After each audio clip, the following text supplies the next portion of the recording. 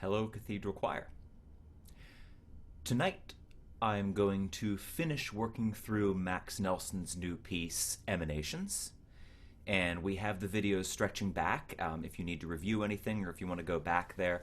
We don't yet have any idea of when it will be safe to get back together and sing in a live choral setting. I imagine that's something that we'll be addressing in the fall, looking for the best advice we can get from government, from the church, from health officials, just to do what feels safe for all of us, and I'm sure we'll have more conversations about that. So I hope you will keep an eye on your email as choir approaches in the fall and stay in touch about your feelings about these sorts of things, and we'll figure out what exactly things are going to look like as we move ahead, as we look for a vaccine, and as policy continues to change.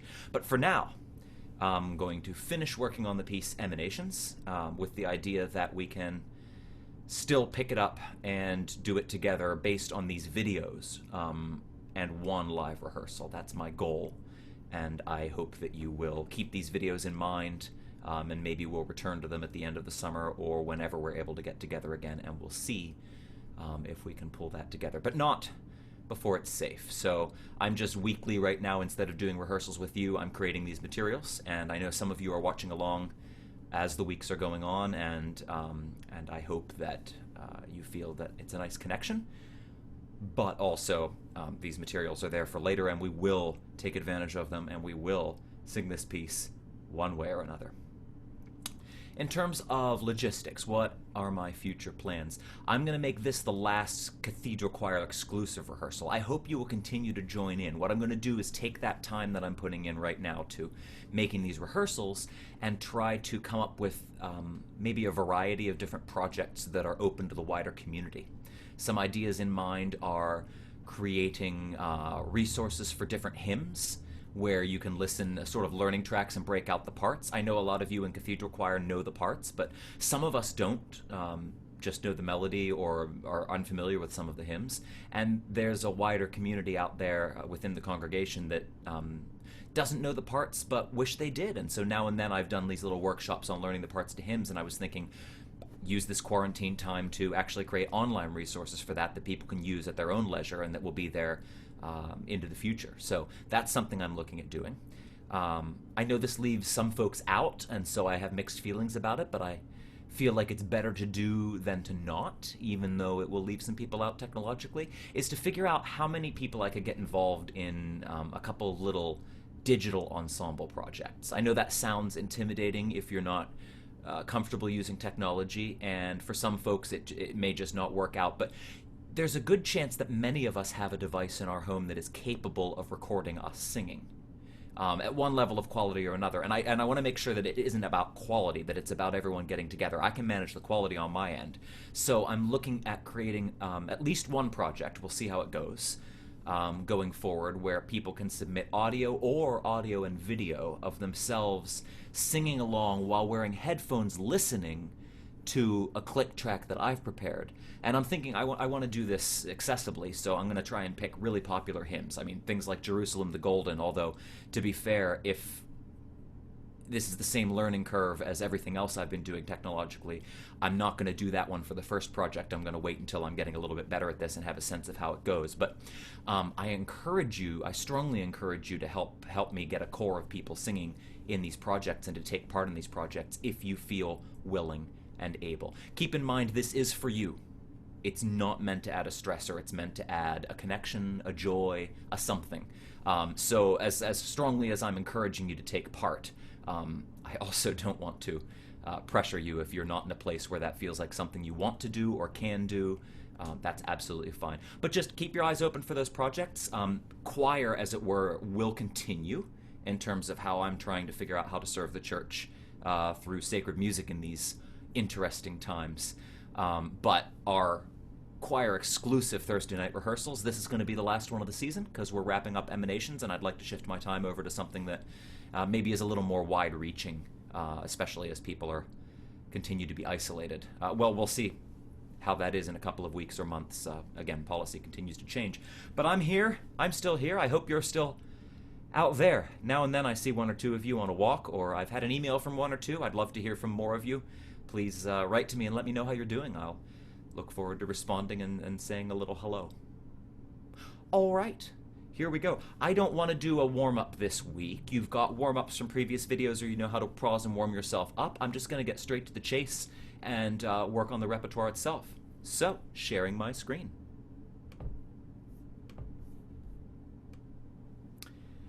You should now be able to see Emanations Measure 34, which is where we left off last time. So here we are. Actually, before I can go into Measure 34, I have to go back and pick up the tenors. But the tenors are very important to everyone else. Basses, I suppose it's not too big of a deal, because your part's pretty straightforward, but everyone else is kind of cueing off of the tenor's words, as you can see here. So I'm going to go back to the end of Measure 33, and note there's a little pickup note there. So tenors will have just sung, whoops, Lord lead us, Lord teach us. That's E's and F's. Your next note is up a fifth. You know, I can take this little moment just to share something from music theory class. When we're working on aural skills, which is training your ear, brain, voice to connect different things in music, one of the things we do is we come up with different tunes, famous tunes that you might know that have an interval in them so you can memorize that. And a fifth is what you're about to sing there, tenors. You're going to go up a fifth. So you can imagine that as, is that the beginning of Star Wars? Dum, bum, ba, ba, ba, ba, ba. Yeah, it's the first interval in Star Wars. And of course, there are famous Christmas tunes that are often used too, but I always hesitate to use those outside of Christmas. But there's your fifth, tenors. And Lord teach us, but, and I'm going to memorize that so I don't have to scroll back and forth a lot. So it's a C, it's middle C on the word but. So here's the tenor melody. Everyone get to know this a little bit. But who could think to make such things? The one for whom our voices ring, the one who made us from the sod, the... I happen to know that that's the un, so it's a vowel, the uncreated, so it's the, not the. I meant to open this. I'm not going to go back and redo it. Just a little word about the learning tracks. They're there for you. They're a great way to learn the note. My point in doing this rehearsal is not to be redundant with the learning tracks, although last week I got a little carried away and maybe a little overlappy. It's to help you sequence it in a way that the learning tracks don't quite do. So you can learn your part in isolation, sure, but what my rehearsal right now, just so you know what I'm focusing on so you can do the same intentionally, is trying to sort of tie everything together for you. So yeah, everyone knowing the tenor melody is a great idea. But who could think to make such things? The one for whom our voices ring, the one who made us from the sod, the... Yeah, and at that point it breaks into a different sort of format. So let's just look at that little section. Yeah, in the learning tracks I got rid of the fermatas. But when we actually working on this piece together as a group, we're gonna base that off the tenors having a flowing melody. But who could think to make such things? The one. So we'll all take a breath after things with the tenors at that question mark, after the fermata, and then the tenors will do a pickup. So basses, you'll need to cue off of the tenors pickup. They're gonna sing the, and then the basses come in on the very next eighth note rhythm. Ready? And the who. Does that sort of make sense, basses? I hope so. And then everyone else, sopranos and altos, you're cueing off the different words. Let's actually hop up now and work on the soprano-alto sequence as a melody. It's a very simple melody. It's mostly just a scale. But sopranos and altos, I'd like you to actually learn again. I think it's so useful, the composite version of this. So soprano 1 is think, soprano 2 is to, alto 1, make, alto 2, such. It's just going down a C major scale from the top C. Well, it's a different chord with the basses on an F.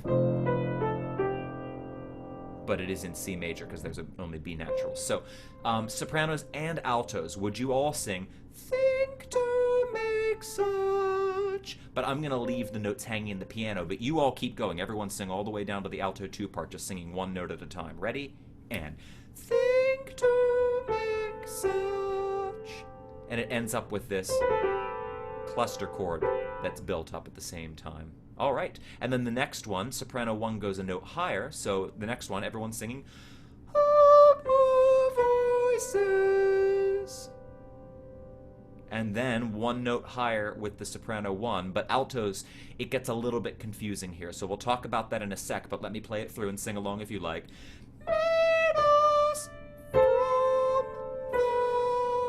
Right? So alto 1, I want to teach you a melody that has you going down, but alto 2, your last note is higher than the alto 1 lower split. So let me say this again. In the alto 1, we actually split 2 ways. We have enough altos we can do this, and Max was aware of that. I hope you all come back in the fall or when we sing this song, then we will. So alto 1A and alto 1B, or alto 1 upper and alto 1 lower. Alto 1 upper and alto 2 just make a new scale. So let's ignore alto 1 lower for a moment, and I'll come back to alto 1 lower. You don't know which part you'll be alto 1, so it's not a bad idea just to get familiar with both of these. So if I'm ignoring alto 1 lower, alto 2 is the next note down in the scale. So everybody learn that, please, with me. It's getting pretty high there, altos, especially if you're a contralto more than a mezzo, that high E. You obviously don't have to sing that note in this song. The soprano 1s have got it covered, but just for learning this, I hope you've at least hummed along in your mind, or down the octave if that works for you. Now, alto 1 lower has to skip down to a note beyond the scale. So this is just for anyone who is an alto and might end up on the alto 1 lower note. No, excuse me.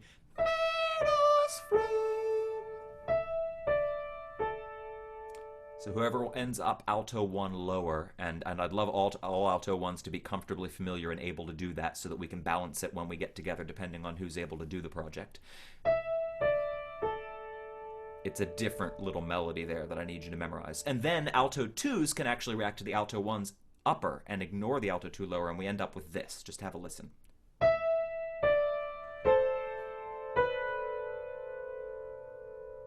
Another thing, alto 2s, that you might find easier if you're struggling with the note when we start putting it together in context is actually to ignore the alto 1 uppers instead of ignoring the alto 1 lowers. That might be what your ear grabs onto depending on whether you're used to listening to the top note in a scale or the bottom note. But have a listen to the whole thing. This is the last measure. This is measure 36. Excuse me.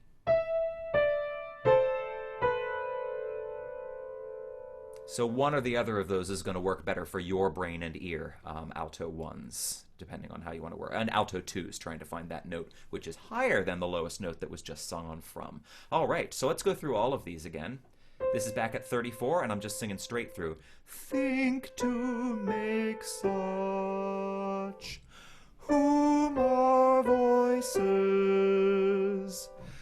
made us from the... I didn't commit. I tried to do both froms. From the... I suppose that would be a way to learn it. Or made us from the... Whatever direction you want to do the alto 1 upper and lowers. So that's the little thing. You might repeat that little section of the video. I'll do it one more time right now, actually, for good measure. Think to make such whom our voices made us from the... Right? And then the last note of the page is important too, but I'll get to that in a second. So, of course, I already talked a little bit about with you and with Max about the lineup of this. So, if the tenor is singing, but who could think to make such things?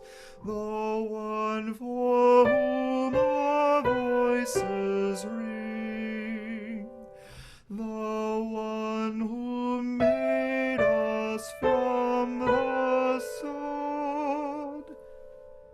Hopefully that's a little bit useful for you in terms of getting used to that little section. I'll do that once more. And this time I'm going to add in the bass note, which baritones, bass 1s, that starts a little low for you.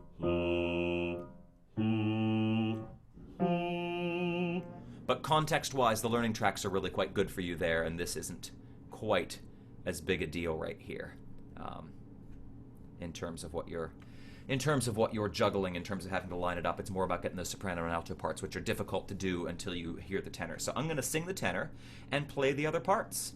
So you can practice tenors. You can sing along in the tenor part. Everyone else can practice trying to line up with the tenor. Ready? But who could think to make such things? The one for whom our voices ring, the one who made us from the sod. And that's that system, measure 34 through 36. Now the next note we have is a pickup to the next page, so I actually am going to want to do that back C and fourth C a little bit. Here's the toughest thing, sopranos and altos. Altos, you sing a B, which is higher than sopranos, are leaping down to an A. And that's so that Max could get a little bit of momentum in terms of his lyrical lines within the parts. But again, it's voice crossing, so you want to be aware of that. It's a little bit of a challenge. So sopranos, you're on Made and Us. And then you go down to, so,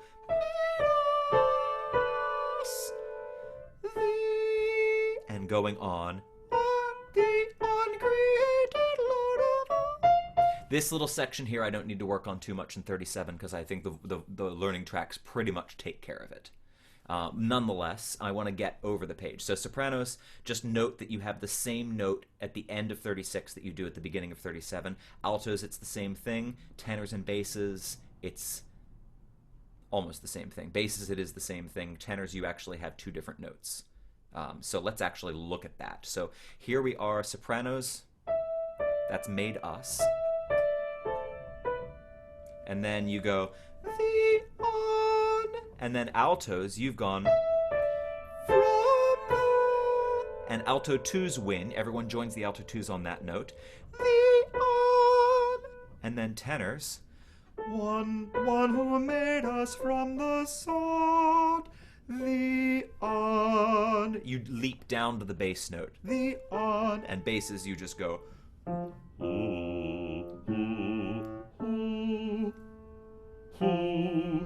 Excuse me.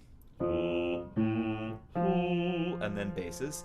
The uncreated Lord of all our God. There's a little bit of crunchy in there, but if you learn your own part in this next section in measure 37, you'll be in good shape. And note the bells. You may have heard them. They're big. They're part of our new 2014 organ. I'm going to skip on to the next little section here. This next little Alleluia comes after that chord, so we're going to get our God chord there, which is triple F. Max wants us to be loud enough that we don't get totally swamped by the bells, but the bells kind of have one dynamic if the louvers are open, so they get 5 Fs. That's a lot of Fs, Max. All right, so when we get to that chord on God, it sounds something like this. You've probably heard it from the learning tracks. Soprano, alto, tenor's first note, basses. So that's the chord. And then your next chord sounds like this. Tenors, you're the odd note out.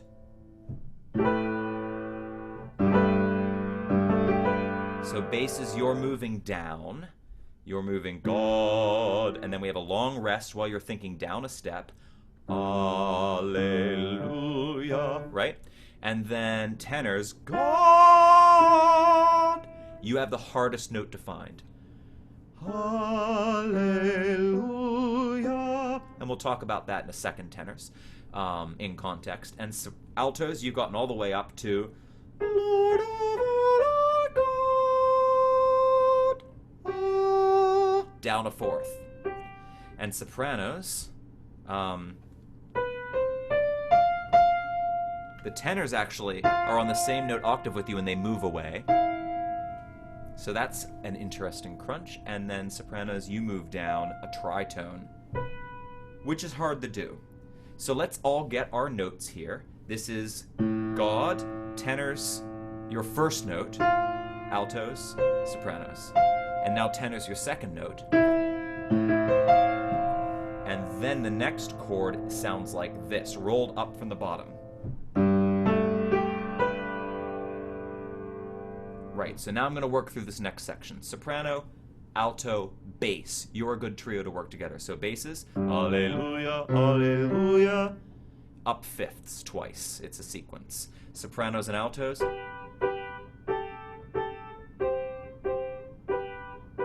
Altos, you've got one note. Congratulations. All right, so bass, alto, and soprano together sounds like this.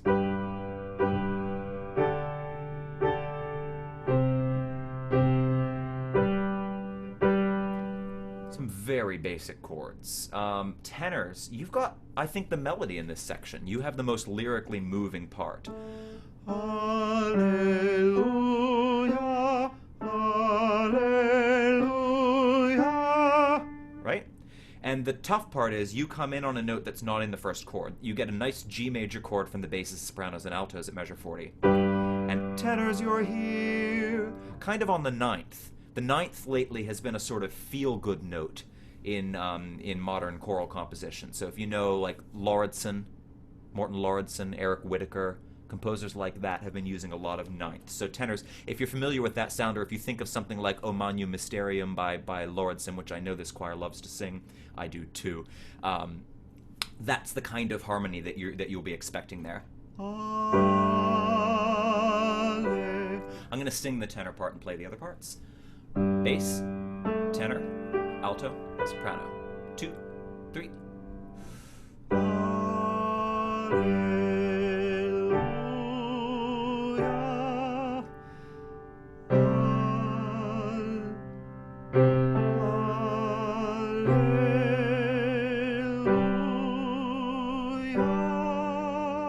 Yeah, so tenor, working your part in context with the other headphone where you can really hear the other parts. It's not a hard line to sing on its own, but do make sure you get to know it against the rest of the choir because your part moves through their chords rather than just with them. All right, and here we are at measure 44, and I can quite happily tell you that that's the same as measure 18. So go back a couple of weeks in these videos if you're worried about not knowing this section. I do a bit more context on that. But just to give us a little taste, here we are. And we'll have to make that transition into measure 44. That's something I'll work on, but if you want to work on it a little bit yourself from the learning tracks, feel free. I will work on that in person. So it goes like this.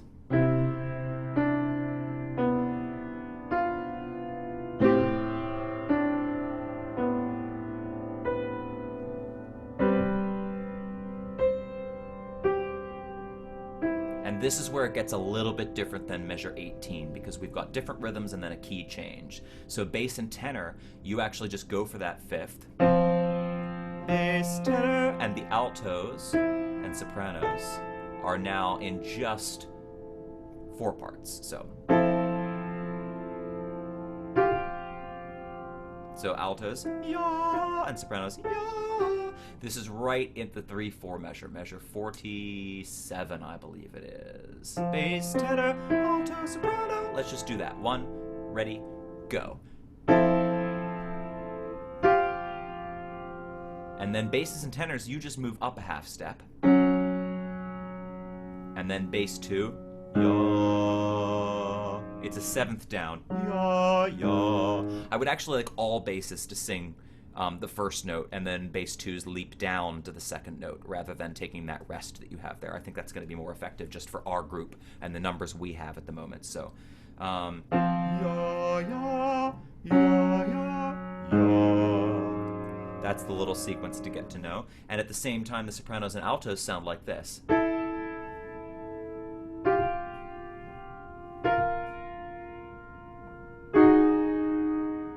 We've got 3 notes at the end there. The soprano 2 and the alto 1 are both singing the F sharp. But the alto 2s are on a D sharp, and the soprano 1s are on a G sharp. So we end up with that chord, and all together, that sounds like this.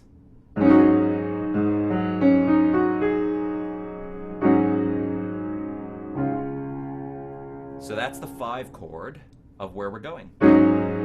That's your fermata, that's your last ya. And the next chord we sing is, we're we're back to that melody that we worked on at the beginning, but it's reharmonized up a half step. Beautiful little key change there. We're going to have to work that one in person, but I just wanted to take a little bit of time getting used to it. Spend some time on the learning tracks and really know your part for this, and of course that makes it easier to put together then. All right, moving on to this last section. There you are. It's very similar to the melody he's got there. Let's do the soprano melody, but everything is sharp. How many sharps do we have? 1, 2, 3, 4, 5, 6, 7. 7 sharps. That means everything is sharp. We have E sharps, which on the piano keyboard is just an F, and we have B sharps, which on the piano keyboard is just a C. So we're playing the black keys plus F and C whenever we see E and B. It's annoying for a keyboard player, but it's all right.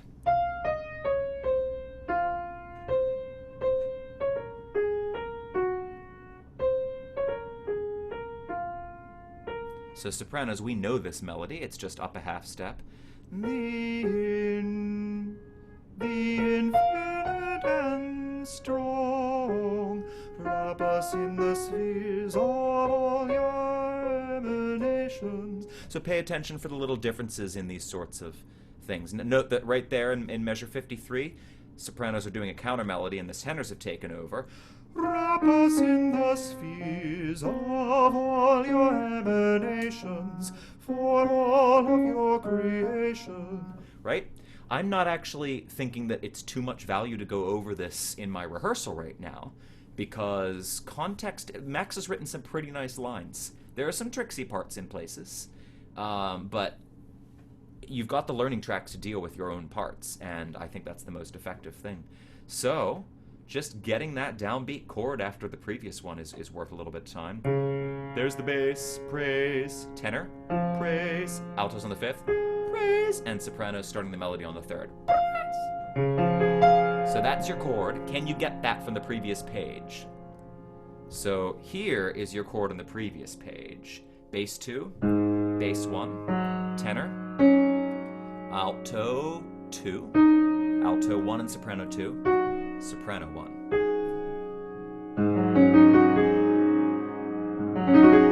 And then, rolling it up.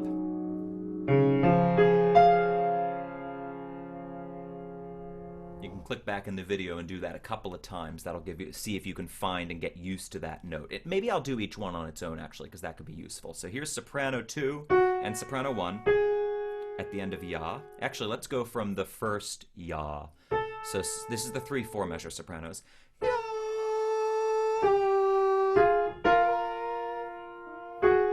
And then,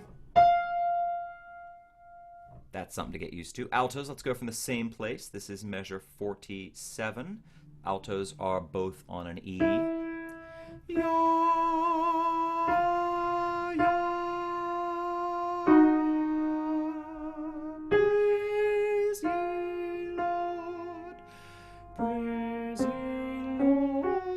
I'm getting carried away. You've got the learning tracks. I'm not going to be redundant here. And tenors, you're on Ya, which is the note you've sung all system there, but then you move up right at the end. Ya, crescendo, and a big leap down. Praise ye. So you go Ya, Ya, and then praise ye, Lord, praise ye, Lord. Yes, and basses. You get the, let's do your whole line there, basses. All, 1, 2, 3, Ya, Ya, praise ye, Lord, our Father. See, there's all the sharps. I played an E natural. Well, you've got the learning tracks, and they, I believe, are correct. So check out any tricky spots in there, but really get to know these systems in C sharp major as melodies, as your own part. Don't worry too much about the context on this one. Really want to get to know your part as a melody. And then here we are right at the end, and we just stack up this last Amen. So let's get our notes over the top system to the bottom system. So basses, this is right from the molto writ. I'm going to go over and over again, everybody, from measure 55 into 56. So basses. Your creation,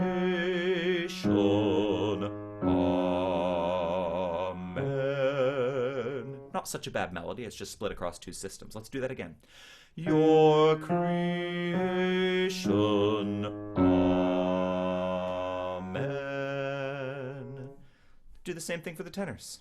For all of your creation, amen. Very easy. It's the same note over the system change, and then down a half step. And then altos. Your creation, amen.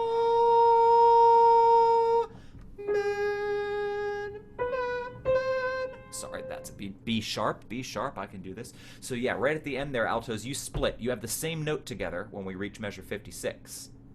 But then the alto 2s go on and do the note you would expect, and the alto 1s actually have an additional note waiting a half rest to be cued. Alto 1s just note the cueing order. There will be the cue of the downbeat for everybody except you and the soprano 1s. Then I'll cue the soprano 1s looking vertically, and then the third cue of that last note will be you. And then the fourth one will be a single soprano singing the high G sharp. All right, let's do that again, altos, since we were just getting used to that. Your creation, amen.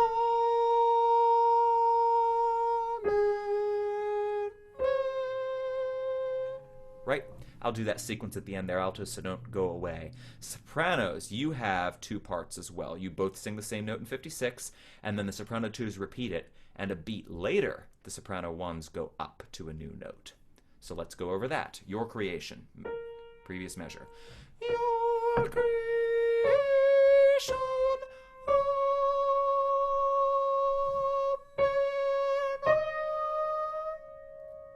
All right. And then just so that we get that little sequence at the end, alto 1s and soprano 1s, here's what that sounds like right from the last measure. So here's everybody that isn't you, soprano 1s and alto 1s. It's bass, tenor, alto 2, and soprano 1. So then we get that, and then next in will be soprano 1, and then alto 1. So here's the chord.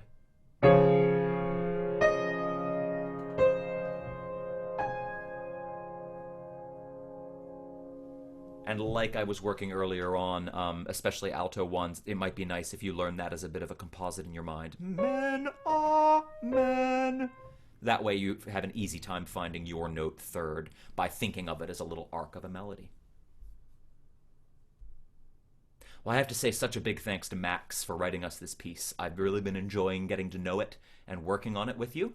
And thank you to you for being you, for having been in choir and giving your time to choir. And I'm sorry we're not able to meet right now, but I hope this has been a nice little resource for you and an interesting way to work on a project. I look forward to the day when we don't work on projects too much this way. But as we all get more comfortable with online things due to any shifts in the world that might come from this, maybe I can continue to provide you more online resources, because I know some people in the past have really enjoyed and benefited from that. And I think if more of the choir was comfortable using them, we might actually benefit from it on Thursday nights, both in terms of the quality of music and our enjoyment of the rehearsal, in terms of what you can do to take care of yourself if I give you the resources, versus what we actually benefit from doing together in terms of interpretation. So just a thought, something to move forward in, maybe a silver lining in all of this if we gain a little bit of an advantage there. But it certainly is forcing us to wrestle with the technology, and I am sorry that I've asked you to do this in the absence of another opportunity. So there we are. Not the way I expected us to be wrapping up our season. I thought in a couple of weeks we'd be doing Bach Cantata 150. So note that, like I've said with Good Friday, I want to hold on to the same idea, and if the fates allow, next Good Friday, next year, we will do the same plan that we were going to do this year. And next year, I would like to pick up where we left off with that Bach cantata and perform the whole thing as a Vesper service at some point in the year. Maybe for the May Organ Vespers if we get that far, because I think it's a really nice idea, and I think you guys were always sounding great on a couple of those movements, and I think the whole piece is just one of my favorite cantatas, and I think it really suits the Bernathen Cathedral Choir. Well, I miss you lots. I hope to hear from you in an email or something, and I hope to see you around. I also hope you're not too thrown off by my attempt to do sort of clothing cheer. I have a reputation as a very good college level lecturer in music history, music theory, that sort of thing. But actually, my secret is that I just wear terrifyingly blinding stylistic clothing options, and it keeps the students from being capable of falling asleep in my classes. So I hope it's brought you a little bit of a smile as well. It's a bit of a weird collection I've picked up in secondhand shops over the years for the sake of some of my lectures being very bright indeed. I do hope you're finding some brightness in these days. I'm enjoying the spring weather, even though it's a little chilly. That means that the flowers have lasted a little bit longer, and that's something I've been enjoying. All right, well, until I see you in person next, take care, but I hope it isn't until I see you in person next. I hope it isn't that long before you and I communicate one way or another through email or phone. Do stay in touch, and do please keep an eye on this YouTube channel. I'm going to start creating other things that are more wide-reaching, and without meaning to pressure you, I will admit that they will work best if I've got some core choir members really leading the charge in terms of taking part in these projects. So take that with a grain of salt, but do keep it in mind and keep an eye out for what's coming up.